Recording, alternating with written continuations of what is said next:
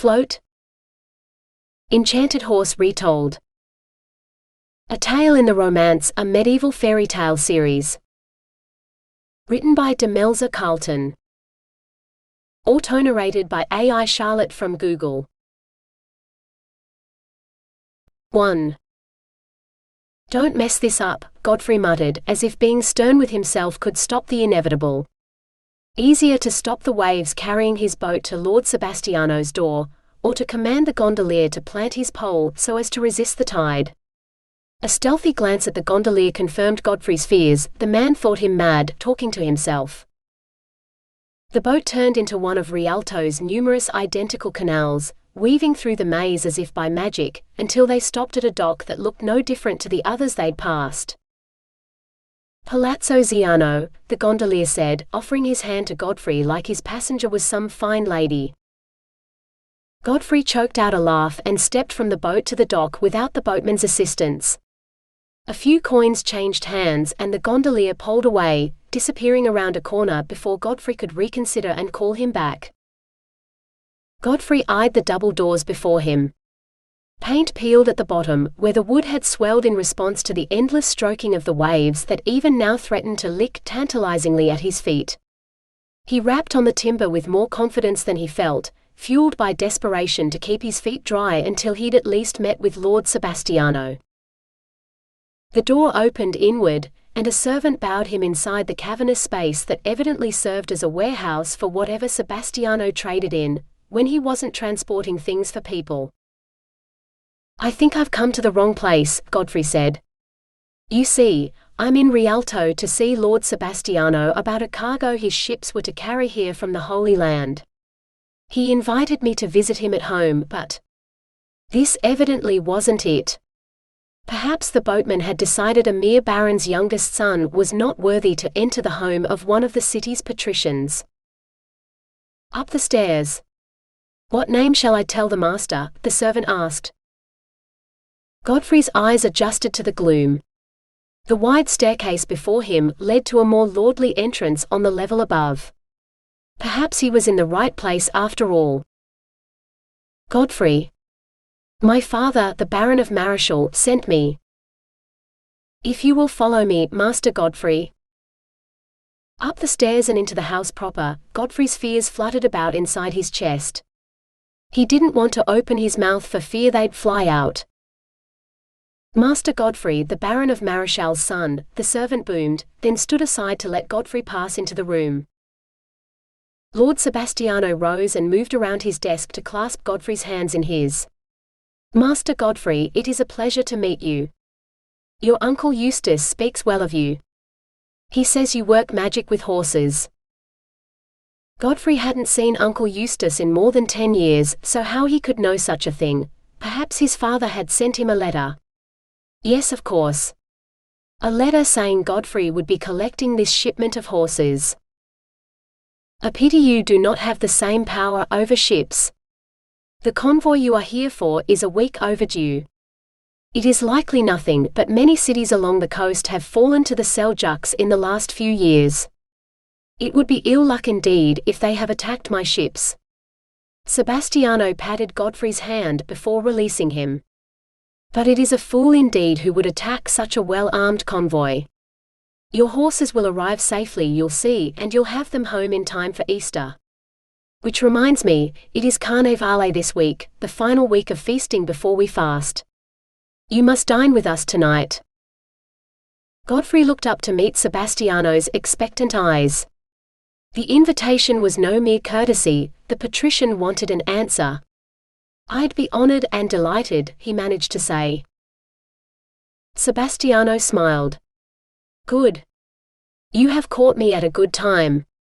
I'd planned on visiting the harbor this afternoon. Will you accompany me?" Godfrey could hardly refuse, and soon found himself back in a boat, moving with surprising swiftness across the lagoon. Upon hearing that this was Godfrey's first visit to Rialto, Sebastiano maintained a running commentary about everything he saw, from the islands on either side of them, to the people in the boats they passed, to the fish in the lagoon waters below. When Sebastiano paused for breath, Godfrey asked, how long have your family ruled Rialto? Sebastiano laughed. Ah, you must come from the barbarian kingdoms to the north. No one family rules Rialto. We are a republic, and our rulers are elected from among the noblest families in the city, her patricians. But it is no secret that my family can be traced back to Ziano, one of the first 12 tribunes who ruled when our most serene republic was formed, more than 400 years ago. We have given the city 3 dukes to date, and no doubt more will be elected in the future. A republic? Like the ancient cities, burned and conquered by the Northmen who Sebastiano called barbarians. Yet this city still stood. A city without walls as it spread across the islands of the lagoon, from the mainland to the harbor. A city so open should surely be an easy target. How does this city defend itself without walls? Sebastiano reached over the side of the boat, and cupped seawater in his hands. The sea protects us, for she is as much a part of our city as the people in it. And there is no fiercer protector than a wife and mother defending her own family. He let the water cascade down his hands, trickling back into the lagoon. And just like a man knows the body of his wife, the men of the lagoon know every channel and shoal, navigating skillfully across all the curves of the seabed. He knows her moods, her passions, and how to skim smoothly through her waves to the deep channels she opens only to him. Godfrey felt his face grow hot. Likening the cold water to a lover, he'd sooner love a corpse. Maybe madness was part of being a man of Rialto. And yet he could almost hear a woman's whisper in the waves, inviting him into her depths. Godfrey shook his head. A foolish notion. If you have need of female company while you are in Rialto, I'm sure my sons can help you find a suitable courtesan, Sebastiano said. Oh, by all that was holy! Sebastiano laughed. When I was your age, my father had already found me a bride. Are you betrothed yet, Master Godfrey? Wordlessly, Godfrey shook his head. He managed to find his voice. My older brothers are already married, with babes on the way, so there is no need for me to marry or produce more heirs. My father has had me managing the horse stud, so when Uncle Eustace was due to send some new breeding stock, he sent me to fetch them. Then after dinner tonight, my sons will find you a courtesan, Sebastiano said. When Godfrey opened his mouth to protest, Sebastiano held up his hand to silence him. You are in Rialto, a city famed for the beauty of its women. I cannot in conscience allow you to leave this jewel of a city without tasting its delights. Not wanting to anger his host, that would certainly mess things up, Godfrey decided to ask about the numerous posts and flags sticking out of the water. He opened his mouth. I think you are in luck, Master Godfrey. My ships have come to greet you. Sebastiano pointed. A forest of masts grew on the horizon, separating out into more than a dozen ships. Godfrey wouldn't know one vessel from another, but Sebastiano nodded with satisfaction as he surveyed the convoy coming into the harbor. By the time Godfrey and Sebastiano reached the ship they wanted, the docks were swarming with men, unloading the ships and taking cargo to smaller boats which then set off for the city. Where it would be stored in the warehouses beneath the merchants' homes, Godfrey realized, for there were no storehouses here in the harbor. And here are your horses, Sebastiano said proudly, as he led the way across the gangplank to the deck which had been turned into a makeshift stable. 6 horses occupied the deck, each as magnificent as any other animal in his father's stable. Mounts befitting a king or an emperor, who would breed countless more when they reached home. My men will take them ashore to stretch their legs, then they shall board a barge to take them to the mainland. They will be waiting for you at the Sailor's Rest, the inn nearest the docks. The innkeeper there will take good care of them while you enjoy the legendary hospitality of Rialto, Sebastiano said. And no doubt charge him a hefty sum for every day, Godfrey thought but did not say. In the merchant city of Rialto, everything cost more. His father had given him plenty of coin for the journey, but Godfrey was sure his purse did not run to weeks of revelry. or the company of one of the city's courtesans. If he needed a horse so badly, there were plenty in every tavern on the way home, at a fraction of the price. He could keep it in his hose until then. A roar came from the stable, followed by an explosion of straw. "What do you think you're doing with my horses, boy?" An old man, clad in stained rags, emerged from the stable. "Watch her footing on the gangplank. She's worth more than your life, and if the mare should be injured." For an old beggar, he had the commanding voice of a much younger man. The unfortunate sailor leading the priceless mare ducked his head, as though avoiding a blow from the man. TLO. Godfrey started at the sound of his father's nickname, something he'd only heard his mother use, and found the old man staring at him. "No, I'm Godfrey," he said. The old man straightened, then grimaced. "TLO's youngest boy?" He hobbled across the deck and down the gangplank until he stood before Godfrey, then peered up at him. This man looked old enough to be his grandfather instead of his father's younger brother, but Godfrey asked anyway, "Uncle Eustace? What are you doing here? Shouldn't you be in the holy city? The city has fallen to the Seljuks. I was returning from the harbor where I'd just seen the horses loaded aboard, and they had the city surrounded. Besieged. They demolished one wall and you could hear the screams from a mile away. When I saw there was no hope, I turned around and headed back to the harbor, as fast as my horse would carry me. I had to get word out. The Pope must hear of this and call for a new crusade to free the holy city from the infidels." He thrust his fist up into the air to emphasize his point, but this seemed to be more than his body could bear. Eustace fell to his knees and toppled over, out cold. Sebastiano helped Godfrey haul the unconscious man into a boat, suggesting he take his uncle to his lodgings and summon a healer to see to him. "He is also welcome to join us for dinner if he recovers," Sebastiano said. Godfrey mumbled something he hoped sounded obliging as he directed the boatman to the inn where he was staying.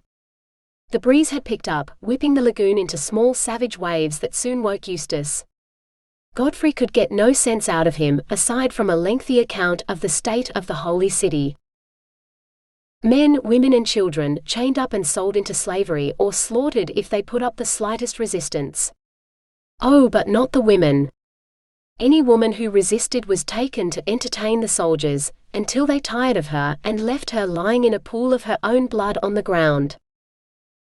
"Is this true?" the gondolier demanded. Godfrey shook his head, but Eustace reared up. "Of course it's true. I saw it with my own eyes. Raping virgins in the holy city. Savages, the lot of them. The Pope must hear of it, and call for all good men to put a stop to it. For the Holy Land to be so befouled." The gondolier's eyes widened and he pulled faster. The sun was sinking by the time the healer left Godfrey's lodgings, having dressed the wounds hidden beneath Eustace's rags. He'd given Eustace a draught to make him sleep before extracting an arrowhead from one of the wounds and binding that, too. "Will he be all right?" Godfrey asked. The healer shrugged. "If I have stopped the infection in time, then yes. If one of the wounds festers, I shall return on the morrow." Godfrey paid the man, then turned to watch his uncle snoring. Amid Eustace's babblings, he'd also told the tale of his escape from the city amid a storm of arrows, some of which had found their mark in his flesh. No wonder he looked 20 years older than father, instead of 10 years younger. Sebastiano would understand if Godfrey did not turn up for dinner, he was sure.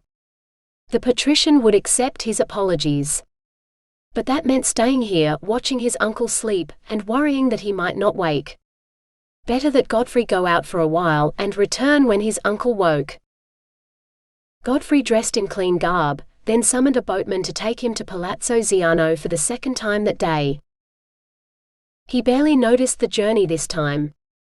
He could not have answered whether the sun still shone or whether the waves wet him on the way, for all too soon he found himself at Sebastiano's doors. This time he didn't hesitate to knock. Sebastiano's dining chamber could have been the twin of the office he'd visited earlier in the day, with the low ceiling and cozy fire making it look like a private room in an inn instead of a nobleman's dining hall. Even the table where Sebastiano sat had benches on both sides, despite sitting on a dais. "Please sit," Sebastiano said, rising. He gestured toward the seat across from him. Only then did Godfrey realize what was wrong with the room. Sebastiano sat at what would be the place of honor on his father's table, but with benches on each side of the table, he was offering a seat of equal honor to his guest, and leaving the seat at the head of the table vacant. "How is your uncle?" Godfrey blinked, bringing his thoughts back to his host and not the man's furniture. "He is resting. He was wounded. It looked like some of the enemy archers used him for target practice. The healer did what he could for him, but—" Godfrey didn't dare finish, for what could he say? That his uncle might die? Sebastiano was Eustace's friend. He would not like to hear such things any more than Godfrey wanted to say them. Sebastiano nodded gravely. "Sometimes rest and time are better healers than all the potions in the world. Followed closely by the company of one's family, for which I must apologize. I know I promised you would meet my sons, but they—" Sons? Courtesans. Godfrey had completely forgotten, yet it seemed Sebastiano had not. Did Sebastiano seriously think Godfrey would want to take some painted whore to the bed where his uncle lay dying? Copper caught the candlelight, dazzling Godfrey into blindness. When he managed to blink away the lights in his eyes, what he saw stole his breath instead. Soft copper waves floated above a sea the same shade of aqua blue as the lagoon outside, when the sun caressed the water. Her silk gown shimmered in the candlelight, cut as modestly as that belonging to some high-born matron, but the wicked fire in her eyes would have tempted the devil himself. She was no man's faithful wife. If this woman was the courtesan Sebastiano's sons had chosen, they had plucked an angel from heaven, and he would fall to his knees and beg for a smile from such a paragon. Nay, he'd offer her every coin he possessed and pledge his life in servitude. Her lips quirked, parting just the slightest bit, and Godfrey was consumed with the desire to kiss her. Kiss her until he ran out of breath, and then he might die happily. He would sell his father's horses and the clothes on his back, and then maybe, just maybe. "May I present my daughter, Lady Penelope?" Sebastiano said. Godfrey's mouth had dropped open at some point, and as his mind processed the patrician's words, horror locked his jaw so that he could not seem to close it. By all that was holy, he'd mistaken the patrician's daughter for a whore? If Sebastiano or Lady Penelope knew his thoughts, they'd toss him out the door and straight into the canal to drown. It was the least he'd deserve for such an unforgivable insult. "Some wine for our guest," Lady Penelope called, with a glance at Sebastiano. "Father, have you not offered him any refreshment yet? What will he think of such poor hospitality?" She accepted a jug of wine from a servant, and poured a goblet for herself, before offering her own cup to Godfrey. A wicked smile lifted her lips. "Please drink. My father is lucky you did not threaten to toss him into the canal for such an insult." Godfrey lifted the wine to his lips, then choked on the first mouthful as her words registered. Either she'd read his mind, or his thoughts were written so plainly across his face, she hadn't needed to. Any moment now, her father would draw his sword and— "Ah, Vitali, my friend, so good you could join us. Master Godfrey, this is Duke Vitali, the ruler of Rialto. I had hoped he might hear from your uncle the state of affairs in the Holy Land, but as he is not feeling well—" Godfrey jumped to his feet, bowing at the newcomer. He would not have picked the Duke as any higher rank than Sebastiano, for the only difference between the men's garb was an embroidered cloth hat the Duke wore. "Have you come from the Holy Land?" the Duke demanded. Godfrey shook his head. "No, I have come from the north, but my uncle has told me much of what happened to the city. Perhaps you will allow me to tell you what I can remember." The Duke sat. "Please do." Keeping his eyes firmly fixed on the Duke, Godfrey began to repeat his uncle's tales. For if he looked at her again, he would lose his very soul to her spell. 2. Penelope stared at the boy father had invited to dinner. The boy who thought she was the most beautiful woman he'd ever seen, an angel, and a courtesan. As though anyone could be all three. She'd considered accidentally knocking his cup over, covering his clothes in wine, but there was no wine on the table yet. Mother would not have forgotten such a thing, but she had left this world 2 summers ago, and supped at a more heavenly feast than this one would be. The boy's thoughts turned to how much he'd like to kiss her. Kiss her, and that was all. She'd never met a boy with thoughts so chaste, though she'd read the minds of most of the men in the city, whether she liked it or not. Truth be told, she did not like it, for she'd probably seen more debauchery in their thoughts than any brothel in the city. Her father would be horrified if he knew his virgin daughter could describe over a dozen ways to pleasure a man with her hands and mouth alone. And what prices the whores in town charged for such things. Luckily, her father had no idea she could read minds, and she intended to keep it that way. So she sat silently, listening to the boy's tales of war and the world outside of Rialto, and wished that one day she might travel beyond the lagoon. Though not to the Holy Land by the sound of things, where women were raped, chained, separated from their children, raped again, then sold into slavery, where they were likely to never know a night alone in their own bed again. Unlike the whores of Rialto, who could suck enough money out of newly arrived sailors to take the occasional night off, often to meet lovers of their own choosing. Noblemen who might marry them, or at least keep them as courtesans or mistresses, free of the street and sailors. Everyone dreamed of something, and she was no stranger to those thoughts either. This boy, Godfrey his name was, feared his dreams would be nightmares about the fall of the holy city. Things of blood and darkness. When he departed that night, he barely glanced at her, so dark were his thoughts that he'd entirely forgotten her existence. Father invited him to dine with them again every night he was in the city, and Penelope made sure to sit where she might hear him speak, though he never said a word to her. His uncle was ill, she learned, and as soon as he was well enough to travel, they would both leave. Until then, her father intended to keep the boy in his household as much as possible. She thought little of it, until she caught her brothers discussing Godfrey with their father one day. "She is too young. We cannot afford it. If we hadn't sent that expedition to the northern seas, perhaps we could afford it, or if it had returned, but it's been a year and there is no word." Seeing herself in her brother's thoughts, Penelope concentrated harder. Her father had always been one for hiding his thoughts, but his words were clear enough. "Your mother had already given me a son when she was her age. In this house with your wives and children, do you not think she wants to have the same for herself? But she brings nothing to the household. We take care of your business, father, bringing wealth in. What will she do but take it away to some other rival family?"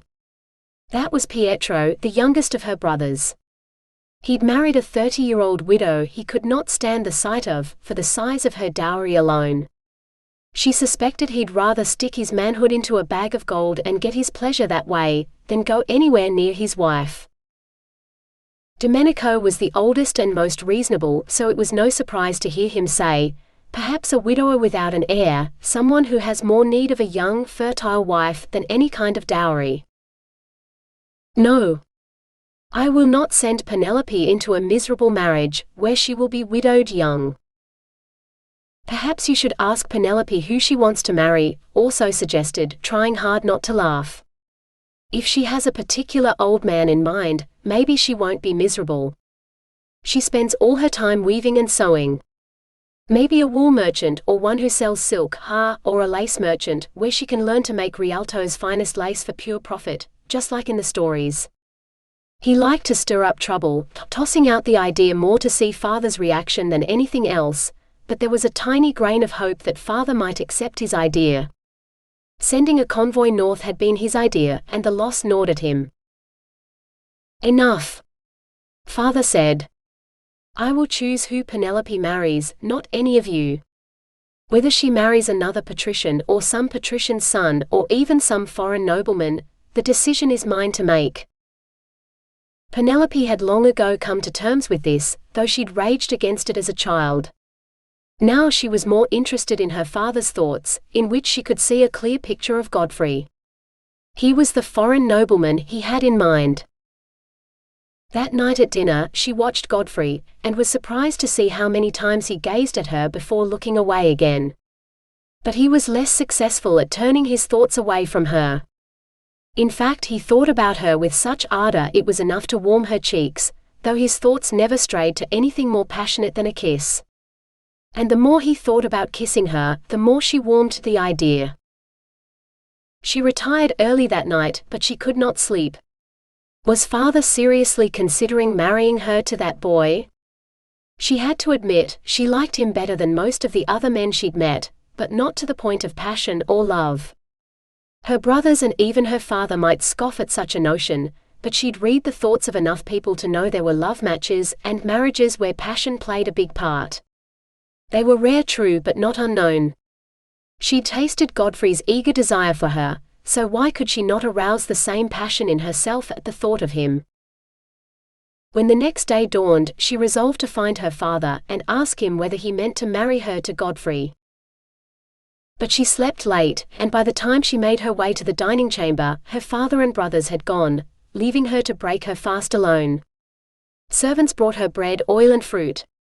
She ripped off a piece of bread, dipped it on the oil and munched on it slowly, eyeing the bowl of fruit with distaste.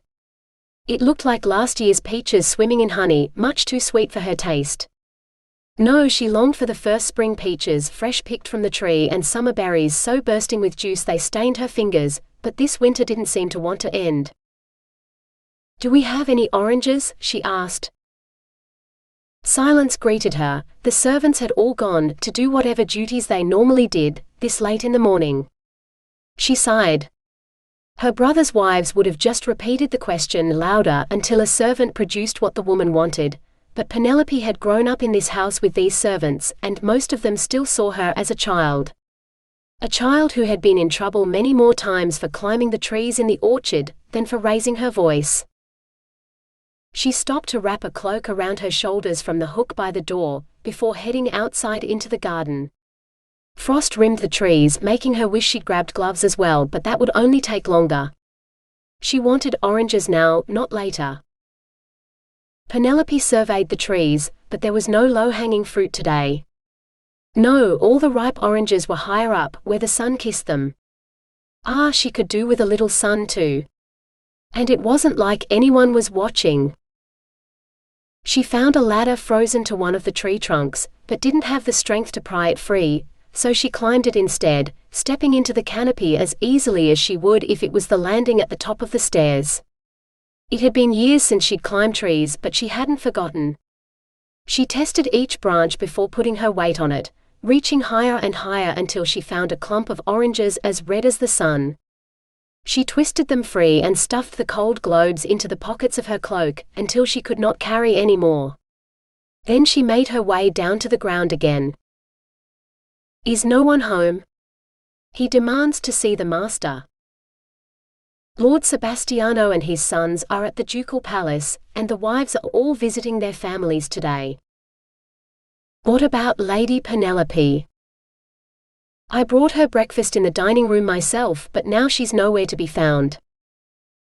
"If it's someone important, perhaps you should send a boy down to the palace to fetch the master." "Who is it?"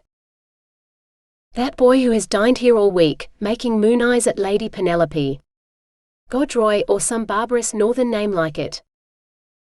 "Godfrey." If Penelope couldn't ask her father, perhaps she could ask the boy himself if they had a betrothal cooked up between them. She crept down the ladder, jumping down the last few rungs to land with an audible thump on the frozen ground. She strode toward the two servants, lifting her head high as she hoped they would not question her. "Send him into the dining chamber. I will greet him, hear whatever message he has for my father, and see him on his way," Penelope ordered, not breaking stride as she swept into the house. She barely had time to drop her orange-burdened cloak beneath the table before she had to turn and greet Godfrey. He looked like he'd had less sleep than her, but there was nothing in his thoughts to tell her why. "My lady," he breathed, bowing low. The only image in his head was of her hair haloing her like some sort of angel with a crown of. She swore under her breath and desperately tried to comb the leaves out of her hair before he looked at her again. "Would you like some refreshment? Breadfruit wine?" she asked. He stared fixedly at the floor, shaking his head. "I cannot. My uncle died of his wounds last night, and I must return home. His final wish was to be buried in our family crypt, and I gave my word." Her hands flew to her mouth. "Heavens, Master Godfrey, I'm so sorry. May God rest his soul. I'm sure he was a good man, as are you for granting his wish." He looked up in surprise. "Thank you, my lady. You are kind to say so. I wish I could have stayed longer." For her, his thoughts added, "But I must bid you farewell, and I'd hoped to give your father my apologies too, for leaving with so little warning." She took her hands in his. "I will tell him all you have told me. On my father's behalf, as well as my own, I wish you a safe journey home."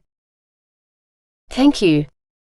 I pray I will be able to return soon, for your father and the Duke both assured me that the men of Rialto will take up the crusade to free the Holy Land, and I have no doubt that once the rest of Christendom hears, thousands more will take up their swords to defend the faith.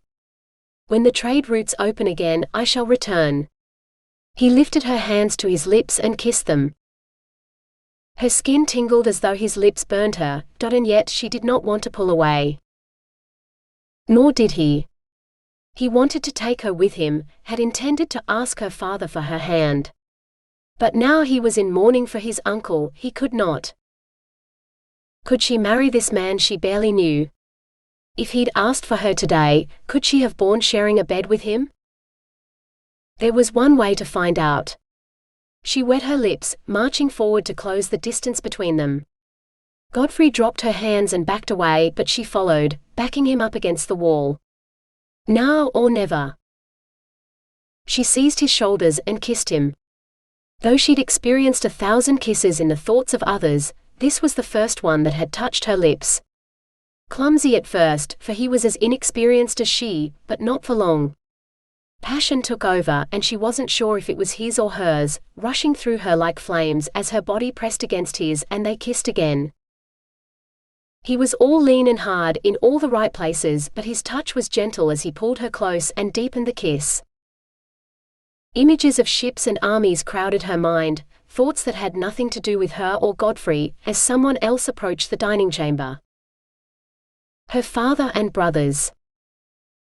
Reluctantly, she pulled away, straightening her clothes as she put a decorous distance between them.